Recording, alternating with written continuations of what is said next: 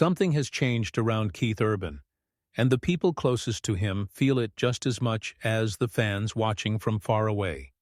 For many years, he was the steady guy in country music. Dependable, smooth, charming, and quietly strong. But lately the changes in his life, his actions, and even how he sees himself have made people ask questions no one ever thought they'd ask about him. Keith Urban isn't falling apart, but he also isn't the guy the world thought they knew anymore. And the real story behind his big change is a lot heavier than most people guessed. A rise built on talent, pressure, and old hurts. Keith Urban's big change didn't start in 2025, and it didn't start with the news stories about his personal life.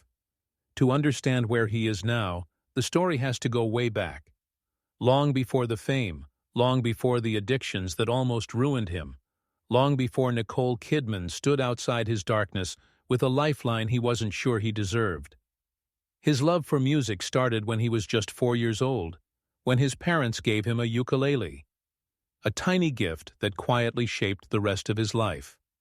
By age 5, he had already found the stage at a Johnny Cash concert, and that one night put a dream deep in his mind. He wanted a life full of performing, no matter what it cost. Growing up in Brisbane, he lived with a dad who loved country music, and a home where music was everywhere, like air. He got his first guitar at 7, and by 14 he was already playing in bars, talent shows, anywhere that let him stand under lights and play. He quit school at 15, leaving normal teenage life behind completely. From the start, Keith Urban was shaped by big dreams, a hurry to succeed, and a strong belief that music was his only way forward, even if that way would later take him through dark times he didn't see coming yet. His first big setbacks came early. At 9, he went on the Australian talent show, Pot of Gold, but Judge Barnard King criticized him in front of everyone and said country music was just average. Keith held on to the one nice word the judge said. His mom explained that intrinsically meant he was a natural musician, but the hurt from being rejected stayed with him. At 16, he tried again on New Faces, singing Air Supply's All Out of Love, but he didn't win again. Even back then, the pressure to be good enough and prove himself had already become part of who he was. By 1991, he released his first album in Australia, and by 1992 he left everything to move to Nashville. It was a huge risk that later made him a worldwide star. But in those early days, Nashville wasn't the dream Keith had pictured. He spent nights sleeping in an old van with his band, The Ranch, playing shows for just 3 people sometimes, dealing with disappointment, feeling alone, and facing a tough music industry that didn't make things easy for him. The band broke up after their 1997 album, but the real turning point happened quietly. Nashville introduced him to cocaine, love, relapse, and the moment that changed everything. By the early 2000s, Keith Urban had become one of the most loved new voices in country music. His albums went high on the charts, his songwriting got deeper, and the industry started seeing him as a rising star. But things were more complicated than they looked. While everyone saw a charming, quiet star with natural talent, Keith was still quietly fighting leftover pieces of a battle he had never really won. His first time in rehab in 1998 had stopped the cycle for a while. But it didn't fix the real reasons: the pressure, the loneliness, the old insecurities he carried from childhood into fame. The cracks came back slowly. Then suddenly everything started to change in 2005 when he met Nicole Kidman at the G-Day USA Gala in Los Angeles. Their connection happened right away, felt easy, and went deeper than either of them expected. Nicole was one of the most famous actresses in the world. Keith was the Australian country star changing the genre. Together, they looked unstoppable. Their relationship moved fast, and by June 2006, they got married in a big ceremony in Sydney full of stars. For Keith, meeting Nicole felt like the start of a whole new life, one where he finally thought he could leave his past behind. But addiction doesn't just go away because of love. 4 months into their marriage, Keith relapsed. As his drinking got worse and cocaine came back into his life, the problems became impossible to hide. For someone who always acted like everything was fine, losing control in front of the person he loved most made him face a truth he had avoided for years. He wasn't okay, and he couldn't fix it by himself. Nicole saw the signs, the small changes, the emotional distance, the familiar looks of someone slipping back into trouble. Instead of waiting for things to get really bad, she stepped in. She gathered a small group of people Keith trusted and did an intervention with calm, strong love. It wasn't an angry threat. It wasn't yelling. It was love given with urgency, like a lifeline that also set a clear boundary. Keith later said Nicole's intervention was the moment he knew he was at the last crossroads he had always been scared of. He checked himself into the Betty Ford Center in October 2006, canceled media stuff, stepped out of the spotlight, and started a fight, not against fame or pressure, but against himself. He stayed in treatment for months and came out in January 2007, sober, humble, and knowing that staying alive meant being totally honest and fully committed. Fame, discipline, and the long road to stability. After leaving the Betty Ford Center in 2007, Keith Urban started the longest and most disciplined part of his career. A chapter that changed how people saw him as both an artist and a person. He came out of treatment sober, open about his feelings, and very clear about what had to change. Unlike before, this time sobriety wasn't just a short break from the mess. It became the main thing that guided his life, his choices, his relationships, and the kind of artist he became. His music changed first. The albums he put out after 2007 carried the deep feelings of a man fixing himself from the inside. Get Closer in 2010, Fuse in 2013, Ripcord in 2016, Graffiti You in 2018.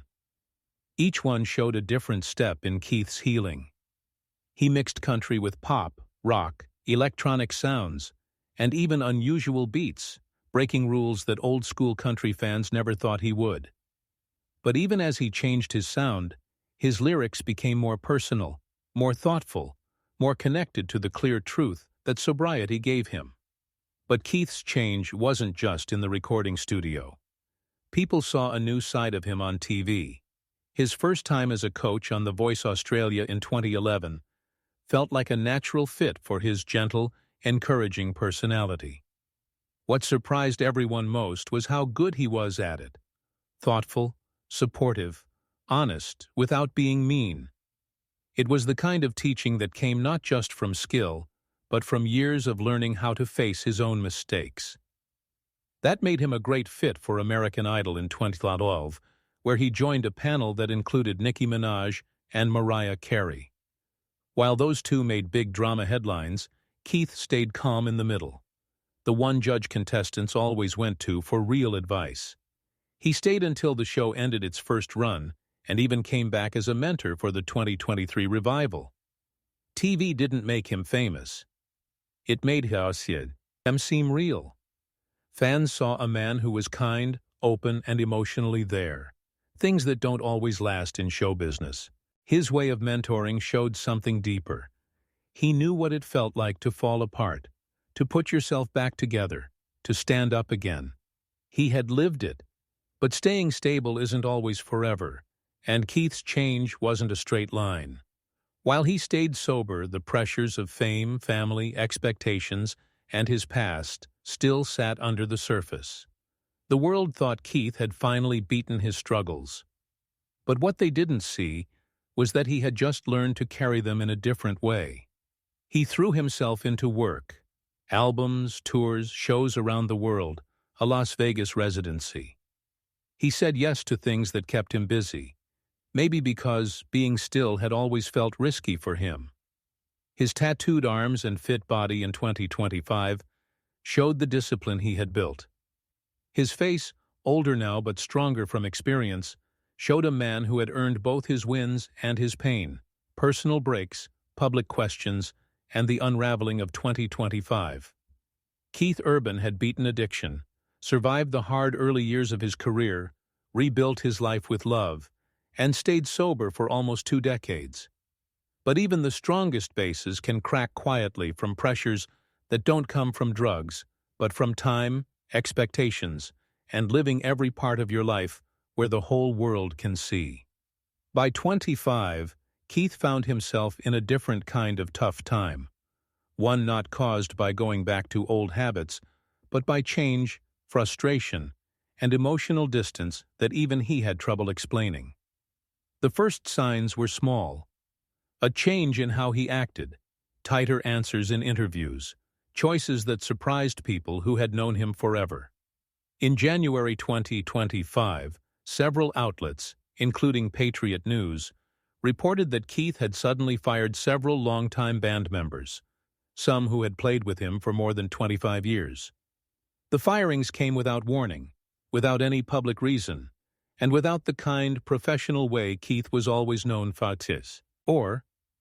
For fans and people in the business, it was the first clear sign that something inside him had really changed. Then came the marriage. For almost 2 decades, Keith Urban and Nicole Kidman had been one of Hollywood's most loved couples. A relationship built on loyalty, protecting each other, and sharing big wins and hard times that shaped their grown-up lives. They raised 2 daughters together, helped each other's careers, and got through addiction, fame, and never-ending public attention. To many, their marriage looked impossible to break, but in 2025, it ended. Reports said the breakup was one-sided. Nicole, according to sources who talked to people, wanted to save the marriage. Keith, though, wanted to leave. After 19 years, the relationship that once saved him now broke in a way no one saw coming, especially their fans. Unlike earlier hard times, this split didn't come with sweet statements, joint interviews, or open feelings. It came with silence, distance, and a final feeling that didn't seem like Keith at all. Around the same time, Keith started changing lyrics in some of his most loved songs, including ones he wrote for Nicole. A choice that confused audiences and made people guess what was going on. These weren't fun changes. They felt sharp, sometimes darker, sometimes oddly distant, making people think he was going through a big midlife moment. Some called it a fresh start, others called it a crisis. No one agreed except on one thing. Keith Urban wasn't acting like the man everyone knew. Even in his work, cracks appeared. While he kept performing and staying in the industry, the feeling in his public self changed. The warmth was still there, but now there was an edge under it, a guarded feeling, a restlessness, a sense of someone looking for something he couldn't name. It wasn't addiction, it wasn't being stuck up, it was exhaustion, the kind that comes after years of holding yourself together for everyone else. This version of Keith wasn't wild. He was coming apart inside, quietly, and maybe in a way that couldn't be stopped. For a boy who chased being perfect since he was 7, who spent his adult life fighting invisible battles, 2025 was the year the inside fight finally showed on the outside. The pressure of public life and the cost of being watched. Keith Urban's coming apart didn't happen alone. Fame had always been both a gift and a heavy load for him. But in the years before 2025, the weight of always being seen got harder to carry. The world followed his marriage, his sobriety, his career, his role as a dad. Every good thing got bigger, but so did the cracks. And for someone who valued keeping his feelings private as much as Keith did, being watched started to feel more like a jail than something special. The big shift started long before the 2025 separation. In 2013, when Nicole Kidman was knocked down by a paparazzo riding a bicycle fast toward her. It happened on a busy New York sidewalk. A messy moment caught by people nearby and spread across news fast.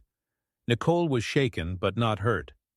Keith, who wasn't there but found out right away, didn't get angry. Instead, he made a calm, public request for basic human respect. His words showed what he rarely talked about: the heavy price that constant cameras took on him, on Nicole, and on their daughters. That moment changed things. From then on, Keith got more careful in interviews, quicker to stop nosy questions, more protective of the life he built away from cameras. A famous radio interview, the one he ended suddenly when the host asked how he felt watching Nicole's close scenes in her movies, showed how thin the line had become between interest and disrespect. Keith didn't yell. He didn't give a speech. He just set a boundary so clear that everyone went quiet. It was a moment that defined the Keith fans saw for the next 10 years. Controlled, respectful, but not willing to let anyone step into the private world he worked so hard to keep safe. Yet even as he shielded his family from outside pressure, the inside pressure kept growing. His Las Vegas shows, huge tours, TV mentor jobs, and constant new music kept him in a never-ending loop of performing, creating, and giving. To the public, he looked unstoppable, always positive, always perfect, always there. But keeping up that image took energy that even he couldn't keep up forever. By the time 2024 turned into 2025, the tight feeling around him was clear. Friends and people in the music world noticed small but real changes. Moments when he pulled away, quick flashes of impatience, choices made fast instead of carefully. Firing his longtime band members wasn't just a work decision. It was a sign of deeper unhappiness, a need for control when other parts of his life felt shaky. He had spent decades rebuilding after addiction, keeping his marriage strong, raising kids, and handling a career full of amazing highs and painful lows. He had become the perfect picture of bouncing back, of change, of winning over hard times. But bouncing back has limits. Staying steady has limits. Even healing has limits. Keith Urban's journey has always been about being strong. But 2025 marked a turning point different from anything before. His change is complicated, full of feelings, and still happening. And fans are watching closely to see what new version of Keith comes next. What do you think is the biggest turning point in his story? Let us know in the comments. And don't forget to like, share, and subscribe for more stories like this.